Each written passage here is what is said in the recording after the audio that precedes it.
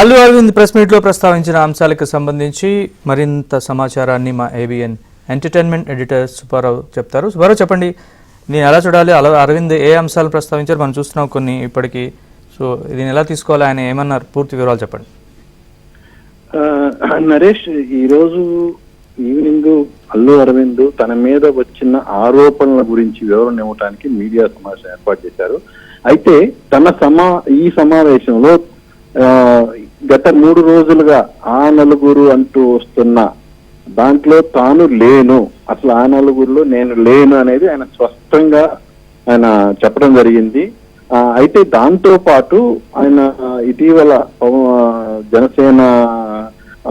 జనసేన అధిపతి పవన్ కళ్యాణ్ రిలీజ్ చేసిన లేఖ విషయం కూడా ఆయన ప్రస్తావించారు. అలాగే సినిమాటోగ్రఫీ మినిస్టర్ కందుల దుర్గేష్ దానికి ముందు ప్రస్తావిస్తూ ఇండస్ట్రీ చేసింది సమంజసం కాదు, వీరమల్లు సినిమా రిలీజ్ కు ముందు ఇలా చేయటం అనేది కరెక్ట్ కాదు అనే అభిప్రాయాన్ని ఆయన కుండబద్దలుకున్నట్టు చెప్పారు.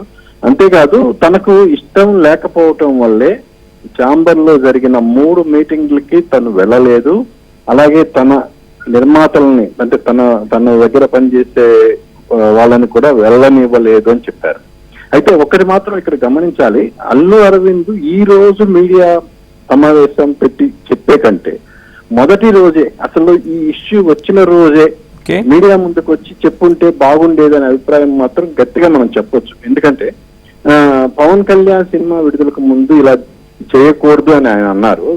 సొంత ఇంటి మనిషి సినిమాకు ముందు ఇలా జరగటం అనేది కరెక్ట్ కాదు కదా అని ఆ మీటింగ్ కి వెళ్లి తన అభిప్రాయాన్ని బలంగా వినిపించి, అటు ఈ సిచ్యువేషన్ లో ఇలా జరగటం అనేది కరెక్ట్ కాదు, మీరు ఆలోచించండి, మీ ఇష్యూకి ఏదైనా సొల్యూషన్ అనేది మనం కూలంకషంగా అన్ని బాడీస్ కలిసి కూర్చొని ఒక ఏకాభిప్రాయానికి వచ్చి మనం దాని విషయంలో మనం, ఎందుకంటే థియేటర్లని తను రిజర్వ్ తీసుకొని ఎన్నో థియేటర్లు మెయింటైన్ చేశాడు కాబట్టి థియేటర్ల ప్రాబ్లమ్స్ తనకు తెలిసినప్పుడు ఏ ప్రాబ్లమ్స్ ఉన్నాయి, అది ఎలా మనం ఓవర్కమ్ అవ్వచ్చు అనేది ఆయన ఎక్స్పీరియన్స్ తో డెఫినెట్ గా కూర్చొని మాట్లాడే ఇది ఆ చొరవ అది ఉంది. ఎందుకంటే గత 44 ఏళ్ళుగా ఆయన ఇండస్ట్రీలో ఉన్నారు, సమస్యలన్నీ ఆయనకి కులంకషంగా తెలుసు.